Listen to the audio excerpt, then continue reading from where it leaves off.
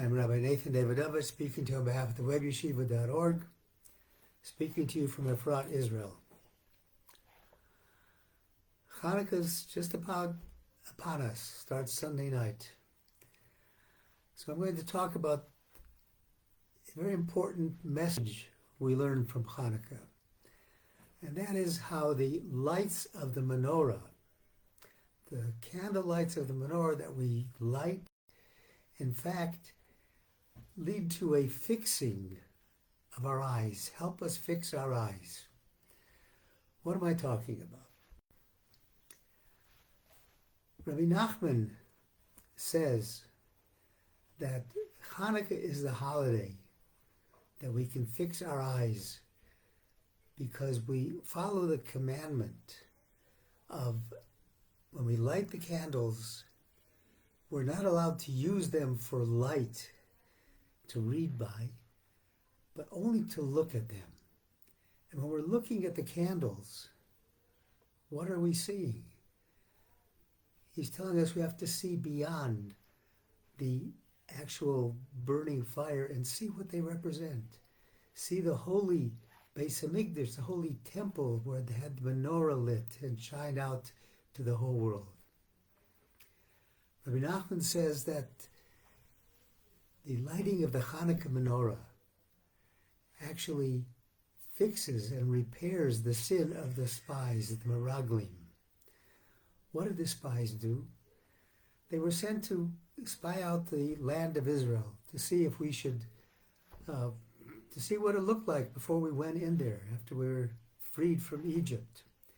And they came back and they said, there's a lot of great things. The fruit is really big and so on. But, they added a but, and they said, no, the people there are like giants. We're like grasshoppers in their eyes. We can never succeed. We can never conquer them. Forget about it. Their eyes did not see what was really there, the real potential, the real blessing that God had in store for us. So Rebbe Nachman says that the lights of the Chanukah candles can fix that. He says, because we've still been troubled by this. We have the same problem today. People look at the land of Israel, and instead of seeing the beauty, the country of Israel, and seeing the beauty and the beautiful things that we do, they look only at what appears to them to be bad. Reb Shlomo Carlebach of blessed memory tells a beautiful story that illustrates how we need to fix our eyes. And not by going to an optometrist or obstetrician, but looking at the essence of something. And Reb Shlomo Carlebach tells the following story. He says at one time the holy Reb Baruch of Mezhbitz went to visit the town of Zitamar. And all the Jewish people were waiting there to greet him. They were all lined up on the right side of the street. And as he's driving with his horse and buggy, he sees one Jew alone on the left side of the street, just sitting on the curb all alone. And he tells his horse driver, he says, "Stop, I want to talk to that Jew." And he goes over, starts talking to him. And he says, "Do you have any children?" And the little Jew on the side of the road says, "Yes, I have a daughter who's 14 years old." And Reb Baruch says, "Wow, I have a son who's 15 years old." Of course, in those days, the parents would arrange the marriage of the children. So he said to him, "Let's make a shidduch. Let's make a marriage contract right now for our children. They should marry each other." So they wrote down on a piece of paper what's called the Tanoim, the details of what will be the forthcoming marriage.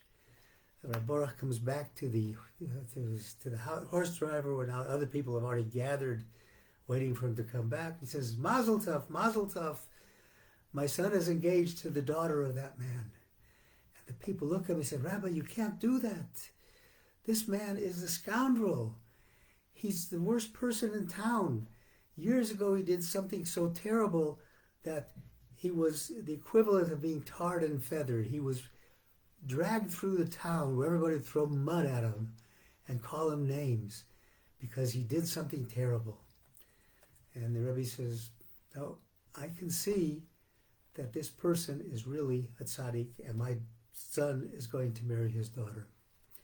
A few days later, before he leaves the town, Rebbe Baruch of Meshbitz goes to visit the widow of the late Rabbi of Zhotomar, the Or Meir, the Or HaMeir, just to pay his respects to her.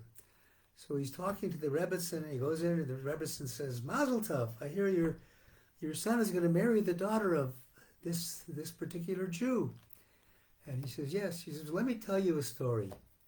Some years ago, before my husband died, he's standing at the window, and he's looking at the window, and he calls me over. And what do I see? I see this Jew being dragged through town, people cursing at him, people throwing mud at him, calling him all kinds of names. And my husband turns to me and he says, you see that Jew? He is taking the blame for somebody else. Somebody else did something, and he didn't want them to suffer. So he's taking the blame so that other person should not be shamed. And you know what? This person is a real tzaddik, and one day a tzaddik, a great person, will come and will ask for his son to marry this Jew's daughter. So Rabbi Shlomo, as he always said, what do we know? What do we know? We look at things superficially. We think we know what's going on, but we don't know. Our eyes have to be fixed. Just as when we are prohibited from using the menorah, the light of the menorah, for anything except to look at them. When we look at a person, we have to look not at the outer shell of the person, but look at the essence. Use our eyes as Chanukah eyes. Use our eyes to see the beauty that is hidden within somebody, no matter whether that beauty is covered up with the greatest amount of mud, no matter what you've heard about this particular person. Open your eyes. Use what is called an ayin tova, a good eye. Look for the good in everybody else. As we look at the menorah and then we light the candles starting this coming Sunday night, let us all remember that we have to look beyond what is obvious. We're not looking just at some candles burning to give us light. We're looking at the menorah that was burning in the Holy Temple in Jerusalem. The menorah in the Holy Temple in Jerusalem gave light to the world. If we use our eyes properly to really see the soul of a person, the soul of everybody else, we too can bring that light into the entire world. I bless us all to be able to see what is really out there, to see the real essence of a person. And I bless us all with a Shabbat Shalom and a Chanukah where we can truly infuse the light of the menorah into our own souls. Thank you for listening on behalf of the webyeshiva.org. Shabbat Shalom and Chanukah Sameach.